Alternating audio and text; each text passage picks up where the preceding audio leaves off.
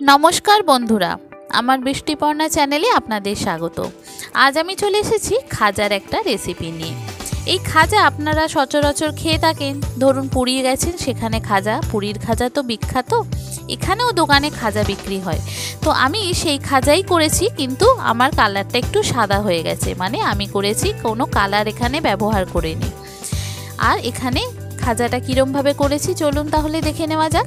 আমি এখানে মেজারমেন্ট কাপে কাপ ময়দা নিলাম, 2 কাপ ময়দা নিলাম। এবার এতে সামান্য পরিমাণ নুন, একটু চিনি আর একটু ঘিকে আমি একটু গলিয়ে নিয়েছি, বসে গিয়েছিল।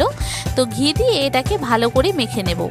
দেখুন ময়নটা যত ভালো করে মাখা হবে এই খাজাটা কিন্তু খাস্তা তত হয়। তো এটা খুব ভালো করে মেখে নিয়ে যে রুম টেম্পারেচারের যেরকম জল, সেই রুম টেম্পারেচারের জলেতে অল্প অল্প করে জল দিয়ে এটা মেখে নেব। বন্ধুরা রেসিপিটি যদি ভালো লাগে তাহলে আমার চ্যানেল বৃষ্টিপর্ণাকে অবশ্যই সাবস্ক্রাইব ও ফলো করে দেবেন, আর পাশে থাকার বেল আইকনটি অবশ্যই অন করে দেবেন। তাহলে ভিডিও আপলোডের সাথে সাথেই আপনাদের কাছে নোটিফিকেশান চলে আসবে ভিডিও আপলোডে। কেমন হলো রেসিপিটা অবশ্যই কমেন্ট করে জানাবেন, ভালো লাগলে একটা লাইক ও শেয়ার করে দেবেন। অল্প অল্প জল দিয়ে দেখুন, খুব বেশি নরম করব না, আবার খুব শক্ত করব না, মোটামুটি একটা ডো তৈরি করে নেব। এটাকে কিন্তু খুব ভালো করে আমি থেসে নিয়েছি, অনেকক্ষণ থেকে আমি মেখেছি, মেখে ময়দাটা খুব ভালো করে মাখা হয়ে গেছে। এবার এটাকে আমি এক সাইডে ঢাকা দিয়ে রেখে দেব, ততক্ষণে আমি রসটা তৈরি করে নিই। তো রস তৈরি করার জন্য চিনি শিরা করে নেব। তো তার জন্য আমি মেজারমেন্ট কাপে 2 কাপ যেহেতু চিনি দিলাম, আমি 1.5 কাপ জল দিয়েছি। ওই মেজারমেন্ট কাপেরই 1.5 কাপ জল দিয়েছি, খুব কম, মানে কম, 1.5 কাপের কম দেবেন, তবু বেশি দেবেন না। তো আমি সেই রকমই 1.5 কাপ জল দিয়ে এটা বসিয়ে দিলাম গ্যাসের মধ্যে। এটা ফুটে ফুটে একদম নরম, মানে গলে যাবে, আর রসটা কিন্তু একটু গাঢ় হবে। আর এখানে আমি কোনো লেবুর রস ব্যবহার করব না।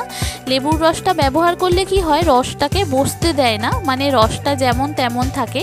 কিন্তু আমাদের এখানে খাজাতে রসটা কিন্তু বসে যত যাবে তত ভালো। তো সেই জন্য আমি এখানে ওটা রসটা ফুটতে থাকুক। এখানে আমি যে ময়দাটা মেখেছি সেটাকে সমান ভাগে 4টে গোল্লা করে নিলাম, নিয়ে ময়দা দিয়েই বেলে নিলাম রুটির মতো।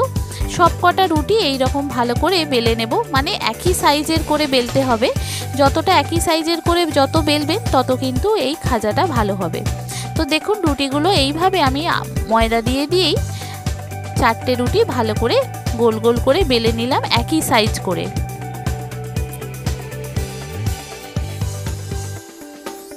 ওদিকে আমার রসটা গরম হচ্ছে।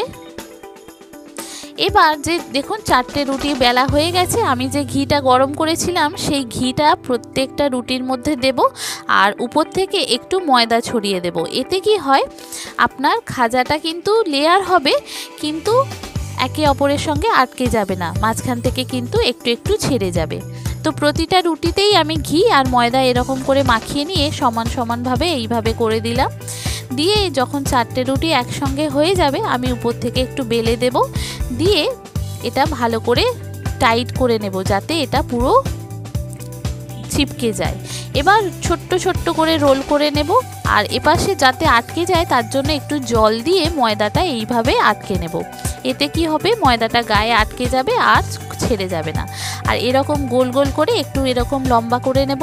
এদিকে দেখুন রসটা পুরো গাঢ় হচ্ছে, আর একটু গাঢ় হবে। এতে আমি কি করব, 2টো এলাচ দিয়ে দেব। এতে কি হয়, খাজার গন্ধটা কিন্তু খুব সুন্দর ছাড়ে।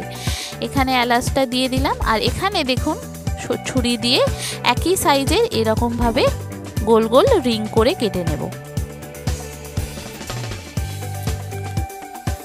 আর এইগুলো যে রিংগুলো হয়েছে, এইগুলো আমি আগে 2 আঙুল দিয়ে চ্যাপটা করে নেব। দেখুন এইভাবে চ্যাপটা করে নেব, তারপর ময়দা দিয়ে এটাকে লম্বি করে একটু বেলে নেব।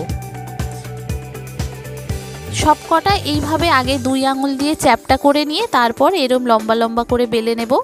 এটা করেছিলাম রথের দিনকে খাজা, আর করেছিলাম জিলিপির রেসিপি আমার চ্যানেলেই দেওয়া আছে। আর আজকে করেছিলাম খাজা, সেই খাজার রেসিপিটা আজকে দিয়ে দিলাম। আপলোড করতে একটু দেরি হয়ে গেল। কেমন হলো অবশ্যই জানাবেন, ভালো লাগলে একটা লাইক ও শেয়ার করে দেবেন, আর নতুন বন্ধু যারা আছেন তারা অবশ্যই সাবস্ক্রাইব ও ফলো করে আমার পাশে থাকবেন। দেখেছেন কি সুন্দর হয়ে যাচ্ছে। এবার এটা যখন ভাজবো তেলেতে, এখানে কিন্তু ছাঁকা তেল লাগবে খাজাগুলো ভাজার জন্য। দেখুন একদম লম্বা লম্বা করে বেড়ে ফেললাম। এতে কি হবে, খাজাগুলো বেশ বড় বড় হবে। এখানে রসটা প্রায় হয়ে গেছে। এখানে এই রসটা আমি কি করব, অন্য একটা উনুনে শিফট করে দিই, দিয়ে এখানে আর একটা কড়াই বসিয়ে আমি বেশ কিছুটা তেল দিয়ে দিই। একটু বেশি করে তেল লাগবে খাজাগুলো ভাজার জন্য। তেলটা আগে একটু গরম করে নিই, তারপর কমিয়ে দেব। একটু কম করে এটা লো ফ্লেমে ভাজবো আমি। দেখুন রসটা প্রায় গাঢ় হয়ে যাচ্ছে, কড়ার গায়ে গায়ে লেগে যাচ্ছে, তার মানে এটা গাঢ় হয়ে গেছে। আর এই দেখুন এটা প্রথমে তেলটা গরম করে দিয়েছি, তারপর এটা লো ফ্লেমে এটা লাল লাল করে ভেজে নেব। এই সব কটা এইরকমভাবেই ভেজে নেব। খুব সুন্দর খেতে হয় এইভাবে খাজা। আগে না খেয়ে থাকলে এইভাবে ঘরোয়াভাবে একবার তৈরি করে ফেলতে পারেন, খুব সহজে হয়ে যায় আর খেতে দুর্দান্ত স্বাদের হয়। এটা যখন একদম ঢাকা দিয়ে রাখলে নরম হয়ে যাবে, যখন খোলা রাখবে তখন দেখবেন এটা শক্ত শক্তই থাকছে। এভাবে সবকটা আমি লাল লাল করে ভেজে নিচ্ছি, ভেজে তুলে নেব। এদিকে রস আমার রেডি। এবার ভেজে নিয়ে তারপরে এক এক করে রসে 2-3 সেকেন্ড মতো রেখে তারপরে তুলে নেব। খুব বেশিক্ষণ এটা রসে ডুবিয়ে রাখার দরকার নেই। দেখুন রসে একটু নাড়াচাড়া করব, করে তারপরে এটাকে তুলে নেব। এইভাবেই আমি করেছিলাম খাজাগুলো, আর অপূর্ব সুন্দর খেতে হয়েছিল। আপনাদেরকে আওয়াজটা শোনাই, দেখুন একদম কড়মড় করছে আর কতটা শক্ত হয়েছে।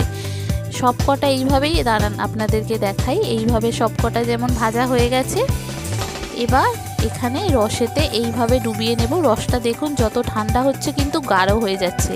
আর এই রকম গাঢ় রসই কিন্তু খাজার জন্য দরকার, যাতে গায়ের মধ্যে চিনি চিনি ব্যাপারটা থাকে। এইভাবে কিন্তু আমি সবকটা করে নিয়েছিলাম। দেখুন গায়ের মধ্যে এই রসের চিনিটা যত ঠান্ডা হবে, চিনিটা গায়ের মধ্যে চিনি চিনি ব্যাপারটা থেকে যাবে। এইভাবে সবকটা আমি করেছিলাম।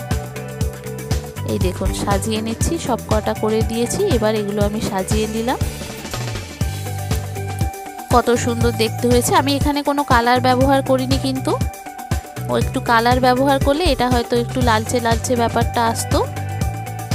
দেখুন কত সুন্দর হয়েছে, দারুণ হয়েছে না খাজাগুলো? খেতে অপূর্ব স্বাদের হয়। আপনাদেরকে আওয়াজটা শোনাই, দেখুন আওয়াজটা দেখুন কত সুন্দর আওয়াজ।